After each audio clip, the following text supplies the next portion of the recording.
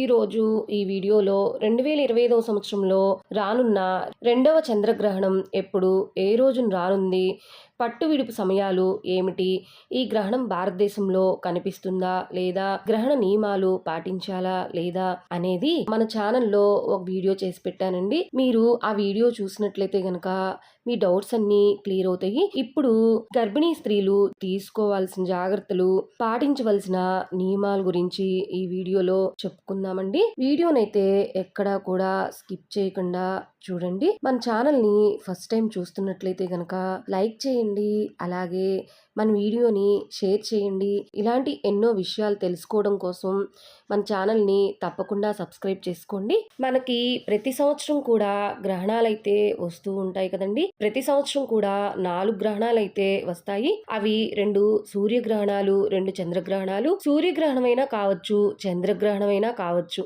ఏ గ్రహణం వచ్చినా కూడా గర్భిణీ స్త్రీలు తమ గర్భస్థ శిశువు మీద ఎటువంటి ప్రభావం లేకుండా ఉండటం కోసం కొన్ని జాగ్రత్తలు, కొన్ని నియమాలైతే పాటించాలని పూర్వకాలం నుండి మన పెద్దవారు కూడా చెప్తూ ఉంటారు కదా.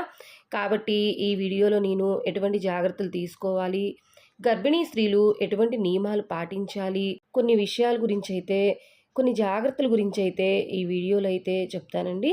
వీడియోనైతే ఎక్కడా కూడా స్కిప్ చేయకుండా చూడటానికి ప్రయత్నించండి. గ్రహణం ఏదైనా కావచ్చండి. గ్రహణ సమయంలో గర్భిణీ స్త్రీలైతే బయటికైతే రాకూడదు. అలాగే గ్రహణాన్ని ప్రత్యక్షంగా కానీ పరోక్షంగా కానీ చూడకపోవడమే మంచిదండి. అలాగే గ్రహణ సమయంలో గర్భిణీ స్త్రీలు ఏ గదిలో అయితే ఉన్నారో ఆ గదిలో చంద్రకిరణాలు, సూర్యకిరణాలైనా కావచ్చు, చంద్రకిరణాలైనా కావచ్చు, ఆ కిరణాలు వారి మీద పడకుండా కిటికీలకి కటన్స్ని కానీ బెడ్షీట్తో కానీ కప్పి ఉంచుకుంటే సరిపోతుందండి. అలాగే గ్రహణ సమయంలో గర్భిణీ స్త్రీలు స్నానం అయితే చేయకూడదండి. గ్రహణానికి ముందు, గ్రహణం అయిపోయాక తర్వాత మాత్రమే చేయాలి. కానీ గ్రహణం ఉన్న సమయంలో మాత్రం ఎట్టి పరిస్థితుల్లో కూడా స్నానం చేయకూడదు. అలాగే గ్రహణ సమయంలో గర్భిణీ స్త్రీలు ఎటువంటి ఆహార పదార్థాలను సేవించకూడదండి, అంటే తినకూడదు. గ్రహణానికి ముందు అంటే 1 గంట 2 గంటల ముందు, గ్రహణం వచ్చే ముందైతే ఆహారాన్ని తీసుకోవాలి. ఎందుకంటే ఆ సమయంలో జీర్ణ వ్యవస్థ అనేది సరిగా పనిచేయదు కాబట్టి గర్భిణీ స్త్రీలకు ఇబ్బందిగా అనిపిస్తుంది ఆహారం తీసుకుంటే. కాకపోతే ఏంటంటే ఒక్కోసారి గ్రహణం చాలాసేపు ఉంటుందండి. అంతసేపు కూడా గర్భిణీ స్త్రీలు ఆహారం తీసుకోకుండా ఉండటం చాలా కష్టంగా ఉంటుంది కాబట్టి వాళ్ళకి ఆకలైతే వేస్తుంది. కాబట్టి ఆ సమయంలో ఏదైనా ఫ్రూట్స్, జ్యూసులు తీసుకోండి. కొంచెం వాటర్ లాంటివి కూడా తీసుకుంటే సరిపోతుంది.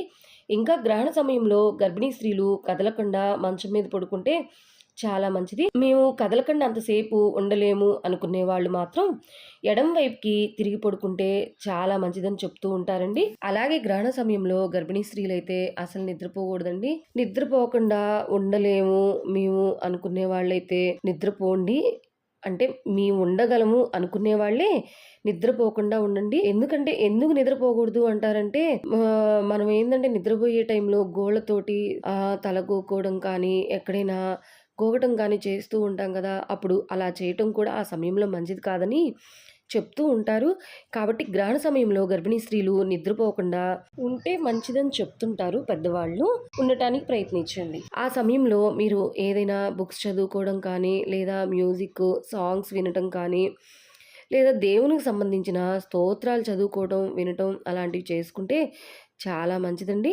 గ్రహణ సమయంలో గర్భిణీ స్త్రీలు తప్పనిసరి పరిస్థితుల్లో బయటకు కనుక వెళ్లాల్సి వస్తే మీ వెంట గొడుగును కానీ, బెడ్షీట్ను కానీ, ఏదైనా స్కార్ఫ్ను కానీ తీసుకువెళ్ళండి. ఎందుకంటే ఆ కిరణాలు అనేవి మీ మీద పడకుండా ఉండటం కోసం. అలాగే గ్రహణ సమయంలో గర్భిణీ స్త్రీలు పొదునైన వస్తువులకి దూరంగా ఉండాలి.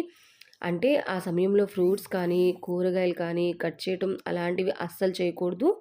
ఒకవేళ అలా చేసినట్లయితే పుట్టబోయే పిల్లలు పెదవులు చీలి ఉంటారని చెప్తూ ఉంటారు.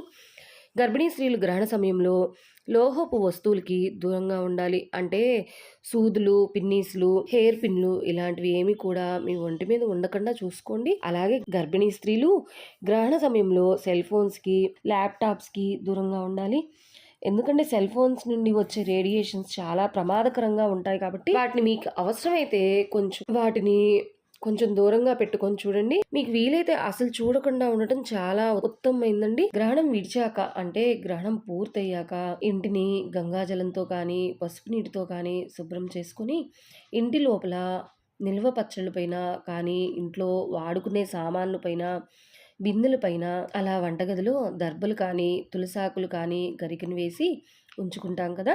గ్రహణ సమయంలో గ్రహణం విడిచాక అవన్నీ తీసివేసి ఎవరు తొక్కని ప్రదేశంలో వేయాలండి. అలా స్నానం చేసిన తర్వాత వంట చేసుకొని భోజనం అనేది చేసుకోవాల్సి ఉంటుంది.